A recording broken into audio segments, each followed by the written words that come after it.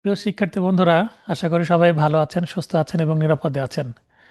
আমরা আলোচনা করছি দ্য লিমিটেশন অ্যাক্ট, তামাদি আইন 1908। টপিক 4, আজকে আলোচনা করা হবে ইফেক্ট অফ ডেথ, অর্থাৎ মৃত্যুর ফলাফল, অ্যাকনলেজমেন্ট, কোনো কিছু স্বীকার করে নিলে অর্থাৎ স্বীকৃতির ফলাফল, এবং পেমেন্ট অ্যান্ড সাবস্টিটিউশন, কোনো কিছু পরিশোধ করলে সেটার ফলাফল, এবং কোনো মামলায় কোনো পক্ষ যদি পরবর্তীতে স্থলাভিষিক্ত হয় সেক্ষেত্রে তার ফলাফল। এই ফলাফল সংক্রান্ত যে তামাদির মেয়াদ গণনায় প্রভাব সৃষ্টি করবে সেগুলো আমরা দেখব। প্রতিফলিত ধারা, অর্থাৎ এটার জন্য আমাদের 17, 18, 19, 20, 21, 22, 23 এবং 24, টানা 17 থেকে 24 এই ধারাগুলো পড়তে হবে। আমরা এমসিকিউ নোট থেকে এই ধারার বিস্তারিত কনসেপ্ট আমরা জেনে নিয়েছি অলরেডি। এবার আমরা লিখিত যে ব্যাচ, লিখিত ব্যাচের জন্য লিখিত আকারে এই জায়গাগুলো থেকে কিভাবে প্রশ্ন আসতে পারে সেটা দেখে নিই। প্রথম প্রশ্ন, এখানে দেখবেন কোনো ব্যক্তির মামলা করার অধিকারের পূর্বে তার মৃত্যুর কারণে তামাদির মেয়াদ হতে সময় বাদ দেওয়ার বিধানসমূহ আলোচনা করুন। এই প্রশ্নটি প্রথমে আছে, এরপরে আরও 5টি প্রশ্ন তথ্য বা থিওরিটিক্যাল এবং 2টি প্রবলেমেটিক প্রশ্ন আছে, 6, 7। তো আমরা এই 7টি প্রশ্নের উত্তর দেখে নেব আজকের ভিডিওতে, আজকের ক্লাসে। প্রথম প্রশ্নের উত্তর, তামাদির মেয়াদ গণনায় মৃত্যুর ফলাফল কি? সেটা দ্য লিমিটেশন অ্যাক্ট 1908 এর 17 ধারায় তামাদির মেয়াদ গণনার ক্ষেত্রে মৃত্যুর ফলাফল সম্পর্কে আলোচনা করা হয়েছে। অত্র ধারার বিধান মতে, এই ধারার বিধানে কি আছে আমরা দেখে নিই। এই 3টা পয়েন্ট পড়লে আমাদের হয়ে যাবে। প্রথম পয়েন্ট, বাদী হিসাবে কোনো ব্যক্তির মামলা করার অধিকার সৃষ্টি হওয়ার পূর্বে তার মৃত্যু হলে, তিনি যদি বাদী হন, বাদী হয়ে যদি বাদী হওয়ার আগে যদি মারা যান, সেক্ষেত্রে তার আইনানুগ প্রতিনিধি, তার ওয়ারিশরা কর্তৃক মামলা করার যোগ্যতা অর্জন করার সময় হতে উক্ত মামলাটির তামাদির মেয়াদ গণনা শুরু হবে। 6 ধারাতে 7 ধারাতেও আমরা লিগ্যাল ডিসেবিলিটির বিষয়গুলো দেখেছি, কিছুটা মিল পাবেন সেগুলোর সাথে।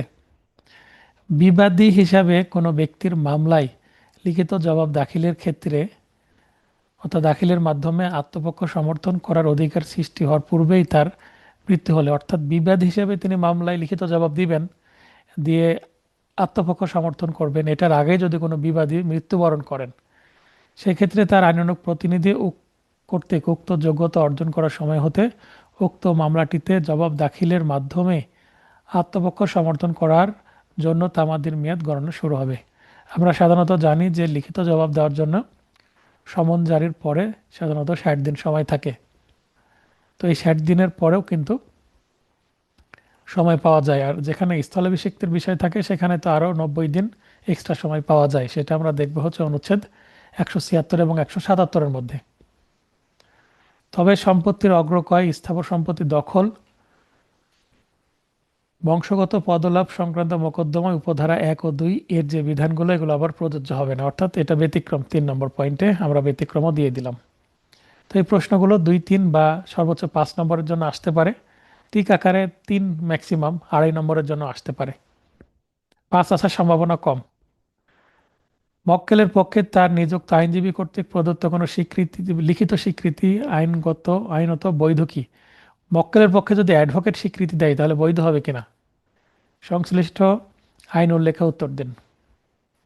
প্রশ্ন উত্তর, দ্য লিমিটেশন অ্যাক্ট 1908 এর 19 ধারার ব্যাখ্যা 2 এর বিধান মতে, 19 ধারার 2 ব্যাখ্যাতে আছে, 19 ধারার উদ্দেশ্য সাধনকল্পে স্বাক্ষরিত কথাটির দ্বারা সংশ্লিষ্ট ব্যক্তি স্বয়ং, অর্থাৎ যিনি স্বীকার করে নিচ্ছেন তিনি নিজেই স্বীকৃতি দিবেন বা এই ব্যাপারে যথাবিহিত রূপে তার নিকট হতে ক্ষমতাপ্রাপ্ত ব্যক্তি কর্তৃক স্বাক্ষরিত বোঝাবে।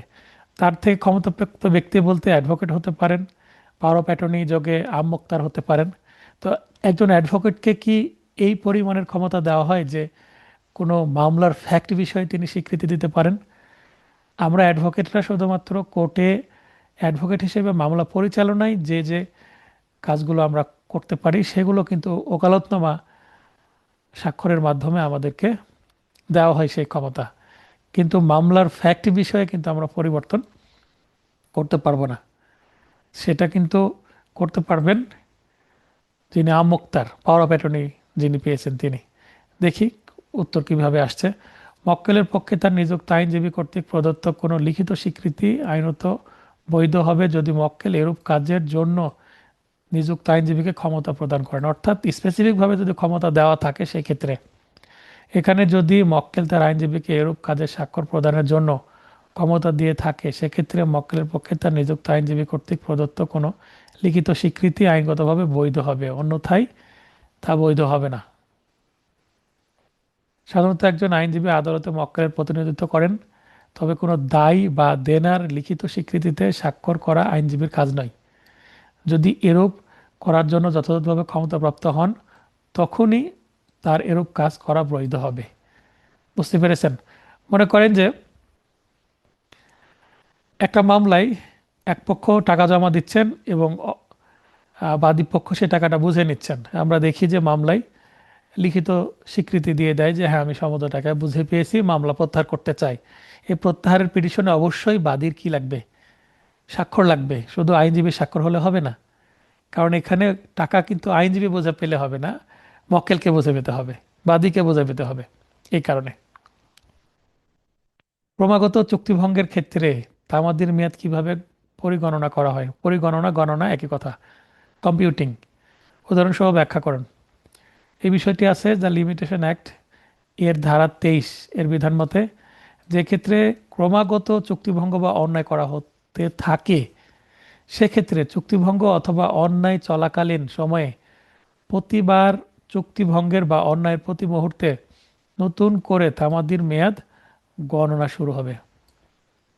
অর্থাৎ যতবার চুক্তিভঙ্গ হবে ততবার মামলার কারণ নতুন করে উদ্ভব হবে এবং কারণ উদ্ভব হতে পারে, এবং সর্বশেষ বার চুক্তিভঙ্গ এর পূর্ব মুহূর্ত বা মুহূর্ত থেকেই তামাদির মেয়াদ গণনা শুরু করতে হবে।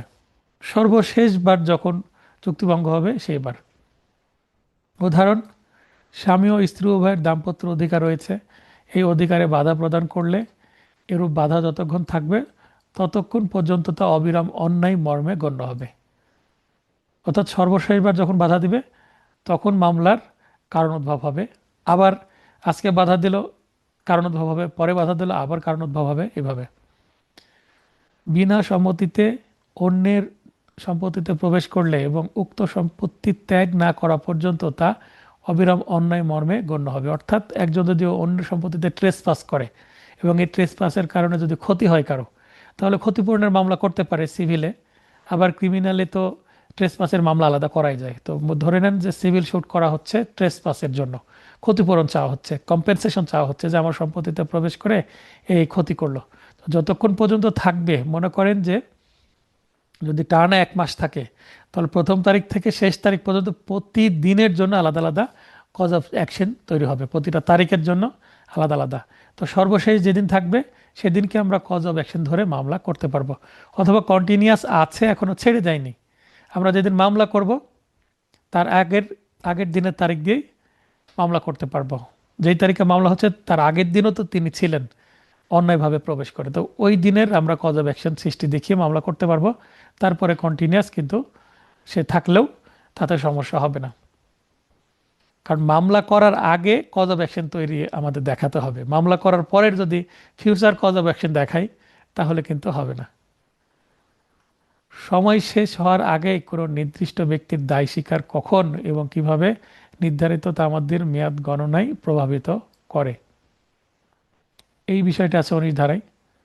কোনো সম্পত্তি বা অধিকার বা অন্য কোনো দেওয়ানি প্রকৃতির মামলা দায়ের করার জন্য তামাদির আইনের নির্ধারিত তামাদির মেয়াদ তথা সময় শেষ হওয়ার আগেই কোনো ব্যক্তির নির্দিষ্ট দায় বা দাবি অপর ব্যক্তি কর্তৃক লিখিতভাবে যদি স্বীকার করে নেয় বা স্বীকৃতি দেয়, সেক্ষেত্রে উক্ত লিখিত প্রাপ্তি স্বীকারের সময় হতে নতুন করে তামাদির মেয়াদ গণনা শুরু হবে।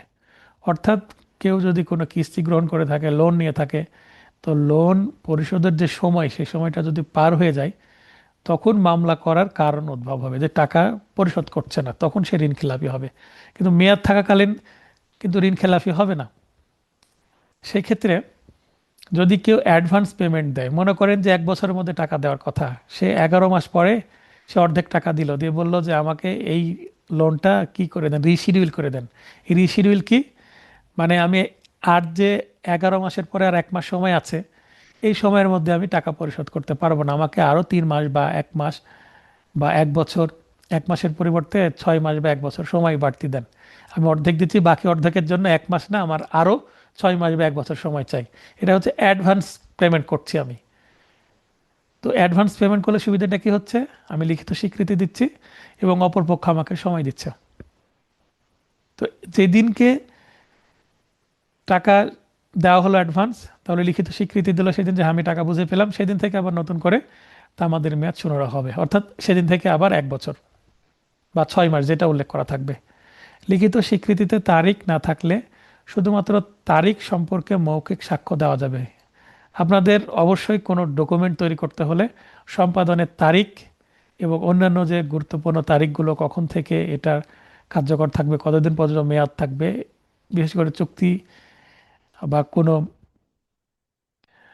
কন্ট্রাক্ট তৈরি করার সময় আপনারা তারিখগুলো স্পেসিফিকভাবে দিবেন, কবে তৈরি হচ্ছে, কবে থেকে এটার কার্যকারিতা শুরু হবে, কত তারিখ পর্যন্ত মেয়াদ মানে বলবৎ থাকবে, এটা তারিখ দিবেন। যদি তারিখ না থাকে তাহলে তারিখ বিষয়ে মৌখিক সাক্ষ্য দেওয়া যাবে, কিন্তু স্বীকৃতির বিষয়বস্তু সম্পর্কে মৌখিক সাক্ষ্য গ্রহণ করা হবে না, গ্রহণযোগ্য নয়। কেননা মনে করেন যে কত তারিখে স্বীকার করলো যে আমি টাকা নিয়েছি, এই তারিখ সম্পর্কে মৌখিক সাক্ষ্য কোনো সাক্ষীর মাধ্যমে দিয়ে প্রমাণ করা যাবে।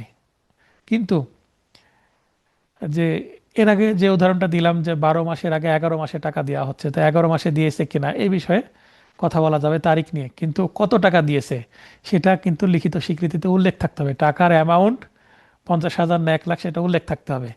যদি টাকার অ্যামাউন্টও যদি উল্লেখ না থাকে তাহলে আরও অস্পষ্টতা তৈরি হলো। তাহলে টাকার অ্যামাউন্ট নিয়ে অর্থাৎ স্বীকৃতির বিষয়বস্তু নিয়ে কিন্তু তখন আর মৌখিক সাক্ষী দেওয়া যাবে না। যদি যিনি দিয়েছেন তিনি বেশি বলতে পারেন, যিনি গ্রহণ করেছেন তিনি কম বলতে পারেন, ঝামেলা তৈরি হবে। তাই টাকার অঙ্ক অর্থাৎ বিষয়বস্তু কি স্বীকার করলো সেটা অবশ্যই স্পষ্টভাবে থাকতে হবে। নতুন বাদী বা বিবাদী পক্ষভুক্ত হওয়ার ক্ষেত্রে তামাদির মেয়াদ কিভাবে পরিগণনা করা হয় উদাহরণসহ ব্যাখ্যা করুন। লিমিটেশন অ্যাক্টের 22 ধারার বিধান মতে কোনো মামলায় কোনো নতুন বাদী বা বিবাদী পক্ষভুক্ত বা স্থলাভিষিক্ত হলে যেই দিন পক্ষভুক্ত বা স্থলাভিষিক্ত হবে সেই দিন হতে উক্ত মামলায় প্রয়োজনীয় পদক্ষেপ গ্রহণ করার জন্য ওই নতুন ব্যক্তিদের তামাদির মেয়াদ গণনা শুরু হবে। এরপরে আমরা প্রবলেমেটিক প্রশ্ন পড়ব। 6 নম্বর প্রশ্নে বলা হচ্ছে এক্স দাবি করে যে ওয়াই তাকে দাতা দেখিয়ে প্রতারণার মাধ্যমে 15/3/2015 তারিখে একটি দলিল সম্পাদন করেন, মানে সম্পাদনের তারিখ 15/3/2015। দলিলটি গত 19/3/2015 তারিখে নিবন্ধিত হয় এবং সাব রেজিস্ট্রি অফিসে নিবন্ধিত বা রেজিস্ট্রি হয় হচ্ছে 19/3। তার মানে দলিল স্বাক্ষর নিজেরা তৈরি সম্পাদন করেছে হচ্ছে 15 তারিখে, তার প্রায় 3-4 দিন পরে, 4 দিন পরে এটা আবার রেজিস্ট্রি হচ্ছে, নিবন্ধন হচ্ছে। এক্স বিষয়টি 18/3/2016 তারিখে মানে প্রায় 1 বছর পর প্রথম জানতে পারে। অতঃপর এক্স 18/4/2016 1 মাস পরের তারিখে আবেদন করে 22/5/2016 তারিখে দলিলটির সইমোহরি প্রাপ্ত হন। তাহলে বেশ কয়েকটা তারিখ আছে দেখছেন, ঘটনাক্রমে সিরিয়ালে তারিখগুলো দেওয়া আছে। এক্স এখন দলিল বাতিলের জন্য মোকদ্দমা দায়ের করতে চান। সংশ্লিষ্ট আইন উল্লেখে উক্তরূপ মোকদ্দমা দাখিলের সর্বশেষ তারিখ নির্ধারণ করুন। এটা এমসিকিউ প্রশ্ন আকারেও আসতে পারে, সর্বশেষ তারিখটা আপনাকে বের করতে হবে এখান থেকে, অপশনে থাকতে পারে তখন। তো ঘটনা কি আছে সেটা হুবহু আমরা তুলে দিলাম, যেটা আছে প্রশ্নের মধ্যে। বিচার্য বিষয় উক্তরূপ মোকদ্দমা দাখিলের সর্বশেষ তারিখ নির্ধারণ করতে হবে। এবার প্রাসঙ্গিক আইন ও সিদ্ধান্ত আমরা একসাথে লিখব। এটা 18 ধারায় আছে, প্রতারণা যেহেতু আছে, প্রতারণার ফলাফল 18 ধারায় আছে, লিমিটেশন অ্যাক্টের 18 ধারায়। সর্বপ্রথম যেই দিন গোপনকৃত দলিলটি বিজ্ঞ আদালতে উপস্থাপন করতে পারবে, যেহেতু এটা ডকুমেন্টারি একটা বিষয়, জাল জালিয়াতি হয়েছে, প্রতারণামূলকভাবে দলিল তৈরি করেছে, তো দলিল সম্পর্কে জানতে পারলে হবে না। দলিল যেই দিন আদালতে দাখিল করতে পারবে, অর্থাৎ সার্টিফাইড কপি বা সইমোহরি নকল যেদিন হাতে পেল, অর্থাৎ 22/5/16-তে, সেই তারিখ থেকে কিন্তু গণনা শুরু হবে, সেদিন হতে তামাদি মেয়াদ শুরু হবে। আলোচ্য প্রশ্ন মতে 18/5/2016 তারিখে দলিলটির সইমোহরি প্রাপ্ত হন, অর্থাৎ উক্ত তারিখ হতে দলিলটি বিজ্ঞ আদালতে উপস্থাপন করতে পারবে বিধায় 22/5/2016 তারিখ থেকে তামাদির মেয়াদ গণনা শুরু হবে। আবার প্রথম তফসিলের 51 অনুচ্ছেদের বিধান মতে দলিল বাতিলের জন্য মোকদ্দমা দায়েরের তামাদির মেয়াদ হতে 3 বছর। সুতরাং উক্ত মোকদ্দমাটি সর্বশেষ তারিখ, মানে মোকদ্দমাটি দাখিলের বা ফাইলিং করার সর্বশেষ তারিখ হবে এখানে 22/5/16 থেকে 3 যুক্ত করলে 22/5/2019, অর্থাৎ 3 বছর যুক্ত করতে হবে। আপনারা এইভাবে তারিখ যুক্ত করার ক্ষেত্রে যেমন এখানে 22/5, এখানে 21/5 না করে এখানে 22/5ই করবেন। তারিখ ঠিক রাখবেন, শুধু সাল পরিবর্তন করবেন। 3 বছর 16-র সাথে 3 যুক্ত করে 19 করবেন, কিন্তু তারিখ সেম রাখবেন। কোন তারিখের কথা বলছি? সর্বশেষ তারিখ নির্ধারণের ক্ষেত্রে যেমন এখানে 16/5, এখানে 22/5/2016, এখানে 22/5/2019 করবেন। 3 যুক্ত করবেন সালের সাথে, তারিখটা অভিন্ন রাখবেন 22 মে, 22/5। ইউওএল একটি জমির যথাক্রমে উপরিভাগের ও ভূগর্ভের মালিক, অর্থাৎ ইউ হচ্ছে ওপর ভূস্তরের মালিক এবং এল হচ্ছে ভূগর্ভের, অর্থাৎ মনে হচ্ছে এখানে ভিতরে খনি আছে, খনির মালিক সে, খনিতে মাইনিং করার সে হয়তো বা কন্ট্রাক্ট করেছে। উপরিভাগের ক্ষতি সাধন না করে এল ভূগর্ভস্থ থেকে 23/5/2015 তারিখে কয়লা উত্তোলন শুরু করেন, কিন্তু 26/9/2020 তারিখে জমিটির উপরিভাগ ধসে পড়া শুরু করে এবং 25/10/2020 তারিখে একেবারে ধসে পড়ে। তাহলে একটা শুরু করলো আর একবার একেবারে ধসে গেল, মানে খুব অবস্থা ভয়াবহ হয়ে গেল। এই ক্ষেত্রে এল এর বিরুদ্ধে ইউ এর মোকদ্দমা করার তামাদির গণনা কখন থেকে শুরু হবে, অর্থাৎ কজ অব অ্যাকশন যখন থেকে শুরু করবে, মামলার কজ অব অ্যাকশন যখন থেকে শুরু হবে, যেই তারিখ থেকে, সেই তারিখ থেকে কিন্তু মামলা করার তামাদির মেয়াদও শুরু হবে। তাহলে কজ অব অ্যাকশন কোন তারিখে শুরু হবে? যেই তারিখে উত্তোলন শুরু করলো, উত্তোলন শুরু করলে তো যেহেতু ভূগর্ভের মালিক, খনির মালিক, সে তো উত্তোলন করবেই। উত্তোলন শুরু করলে ওই সময় তার ক্ষতি হয়নি, তাই প্রথম তারিখটা কিন্তু হবে না। দ্বিতীয় তারিখ 26/9 তারিখ, যেটা এই তারিখে কিন্তু ধসে পড়া শুরু করে, তাহলে এই তারিখই কিন্তু কজ অফ অ্যাকশন শুরু হবে। হ্যাঁ, তা আমরা কিভাবে বলবো, উত্তরটা করব। ঘটনা প্রশ্ন থেকে দিব, বিচার্য বিষয় প্রশ্নে যা আছে সেটা তুলে দিব। প্রাসঙ্গিক আইন ও সিদ্ধান্ত, এইটা আছে কিন্তু 24 ধারায় বলা হচ্ছে দ্য লিমিটেশন অ্যাক্ট 1998-এর 24 ধারার বিধান মতে যখন কোনো কাজের ফলস্বরূপ প্রকৃত ক্ষতি হবে, প্রকৃত ক্ষতি, যখন খনি থেকে কয়লা উত্তোলন শুরু করলো তখন কিন্তু উপরে কোনো ক্ষতি হয়নি, উপরে ঠিকই ছিল, উপরে জমিতে ফসল থাক আর বাড়ি থাক, উপরের কোনো সমস্যা হয়নি। কিন্তু যখন কিছুদিন পরে 26/9 থেকে ধসে পড়া শুরু করেছে, তখন থেকে তামাদের মেয়াদ গণনা শুরু হবে। অর্থাৎ প্রকৃত ক্ষতি কোনটা আমরা ধরবো, শুরু করলো তখন না একেবারে ধসে পড়লো তখন, এটা হচ্ছে কনফিউশন।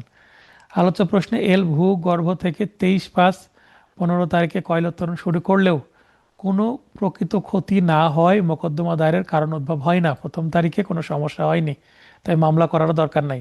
সমস্যা না হলে কি মামলা করবে? আবার সমস্যা হতে পারে এই ভেবে, মানে কজ অব অ্যাকশন তৈরি না হলে ভবিষ্যতে কজ অব অ্যাকশন তৈরি হবে, এভাবে মামলা করা যায় না।